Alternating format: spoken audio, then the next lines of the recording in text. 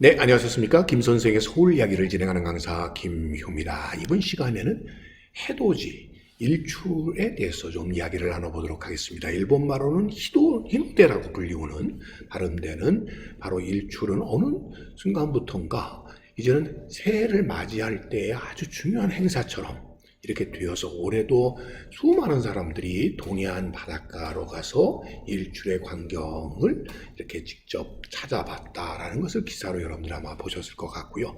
각 지자체마다 이러한 일출의 명소들을 소개해서 관광자 하는 일들이 요즘은 아주 상용화되어 있지 않나 싶습니다. 올해 저는 집에서 1월 1일 새해를 맞이하면서 새해 일출의 모습을 이렇게 사진에 담아서 여러분들과 함께 하고 있습니다.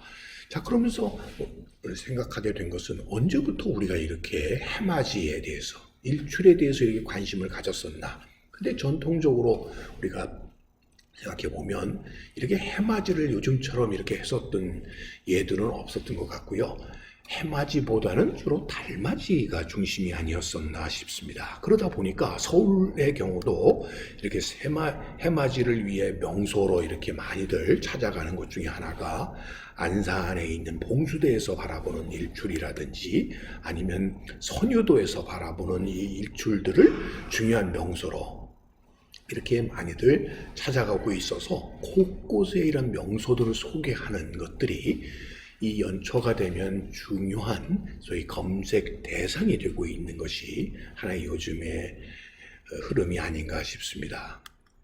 자, 그런데 여러분들 일출하게 되면 저는 먼저 떠오르는 것이 이 토암산 석굴암에서의 일출이 되겠습니다.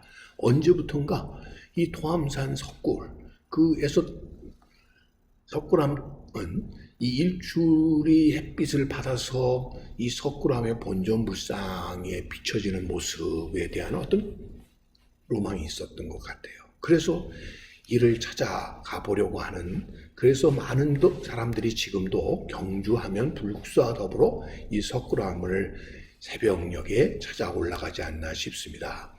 이 석굴암이라는 것이 잊혀져서 이 존재 자체도 모르고 있었던 시기에 한 우체부에 의해서 우연히 발견되었을 당시에 이 석굴암의 모습이 되겠고요. 이 석굴암의 모습을 찾아가서 관심을 두기 시작했었던 것은 주로 일본 학자들과 일본인들이었죠. 그 중에 한 사람이었었던 유종열이라고 불렸던 야나기 무네요시 같은 사람이 뭐라고 얘기했냐면 석굴암 본전불에 햇빛이 이렇게 비춰올라서 동해의 아침 햇살이 벌겋게 달아오르면서 그 첫 햇살이 바로 이 토암산 성능암 부처님 이마 한가운데에 백호를 비춘다는 것이죠.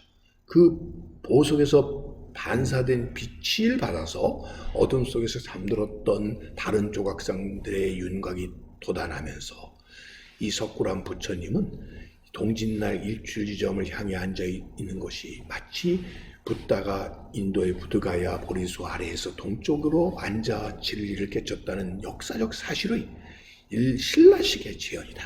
이렇게 높게 평가하게 되었고, 그런 것들이 이어져 오면서 이 일제 강점기의 보통학교의 국어 독본에서도 석굴암 단원에서 태양은 동해의 태양이 아니라 일본해의 태양이다. 다시 말해 야마토의 태양이 그 장엄한 빛으로 석굴암을 감싼다는 이런 내용으로 되어 있으면서 이것이 아마테라스 시인의 석굴암을 점령하는 것과 다를 바 없다.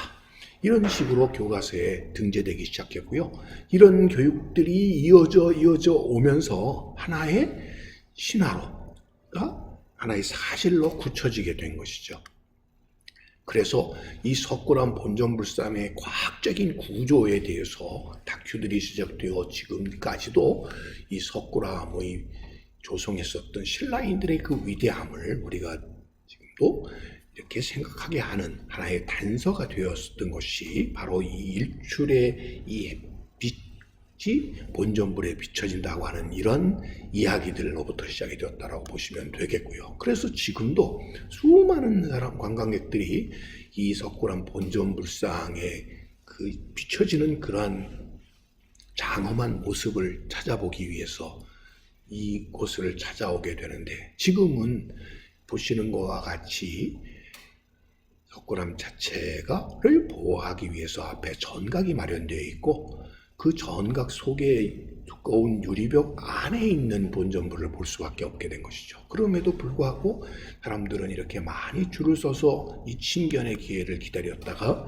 이 모습을 보고 있는 것이죠. 그러나 그렇게 오래 기다리고 실제로 내가 기대했던 것과는 다르게 이렇게 갖춰져 있는 모습을 보면서 실망을 거듭하게 되었었던 것이 또한 석굴암이 아니었을까 싶습니다.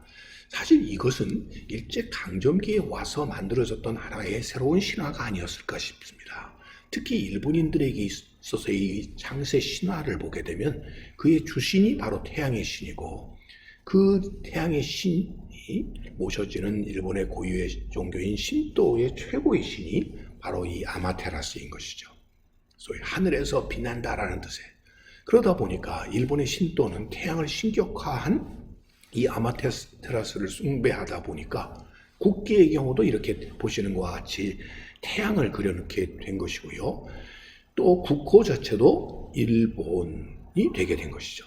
이 태양을 의미하는 것을 의미하게 되었는 일자가 들어가게 되면서 이런 구조가 나타나게 되었던 것이라고 보시면 되겠습니다. 그러다 보니까 일본인들은 지명 속에서도 이렇게 일출을 표시하는 경우들이 많았으니, 이 남산에 있었던 외성대, 이곳에 조선 총독부가 있었던 이곳 가까이 있는 동네의 이름도 바로 흰호대 맞지라고 하는 일출이라는 지명이 들어가게 되었다라고 보시면 되겠습니다.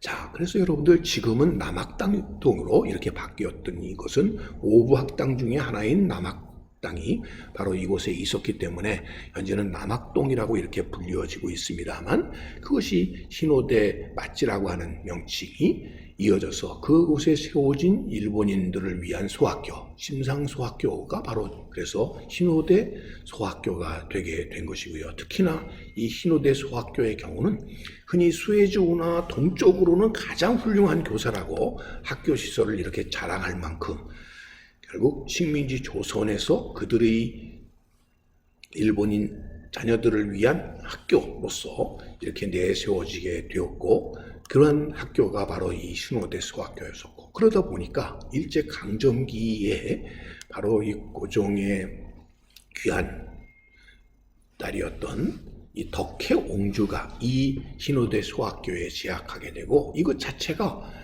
당시 조선인들에게 있어서의 어떤 의미에서 마지막 위안이 되게 되는 그 존재가 바로 이 덕혜옹주였고, 그 덕혜옹주가 다니는 소학교, 그 학교가 흰호대 소학교로 이렇게 흰호대 소학교에 대한 기억들을 해오게 되었다라고 보시면 되겠습니다. 지금 이 사진 속에 보이는 바로 여기 이 모습이 덕혜옹주의 모습이 되겠죠.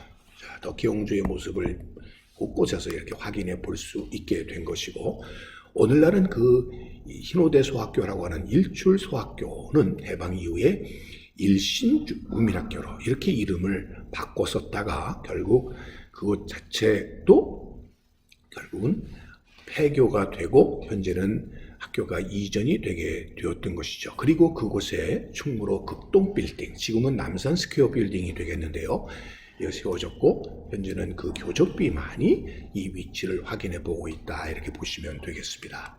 자, 새해의 일출을 맞이하는 이런 풍광들을 바라보면서 오늘 저도 이 해맞이 행사라고 하는 것 자체가 우리 현대 역사에서는 어떻게 이것이 하나의 연례 행사처럼 자리 잡게 되었을까의 그 흔적으로서 일제강점기 당시에 바로 이 일출과 관련된 석굴암의 이야기로 이어져서 오늘은 또 꽃밭을 가꾸는 김 선생이 일출에 대해서 말씀드렸습니다.